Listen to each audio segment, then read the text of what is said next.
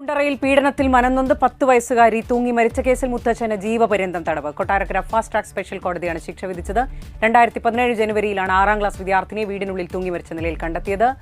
വർഷങ്ങൾ നീണ്ട വിചാരണയാണ്. അതിനൊടുവിലാണ് ഇപ്പോൾ പ്രതിയായിട്ടുള്ള മുത്തച്ഛനെ ജീവപര്യന്തം തടവിന് കോടതി ശിക്ഷിച്ചിരിക്കുന്നത്. കൊട്ടാരക്കര ഫാസ്റ്റ് ട്രാക്ക് സ്പെഷ്യൽ കോടതിയാണ് മുത്തച്ഛന് ജീവപര്യന്തം തടവ് ശിക്ഷ വിധിച്ചത്. 2017 ജനുവരിയിലായിരുന്നു ഈ സംഭവം.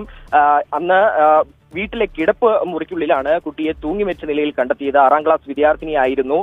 11ഉം 13ഉം വയസ്സുള്ള സഹോദരിമാരെ ഈ പ്രതിയായിട്ടുള്ള മുത്തച്ഛൻ പീഡിപ്പിച്ചെന്നും അതിൽ മനം നൊന്ത് ഇളയ കുട്ടി ആത്മഹത്യ ചെയ്തെന്നുമായിരുന്നു പോലീസിന്റെ കണ്ടെത്തൽ.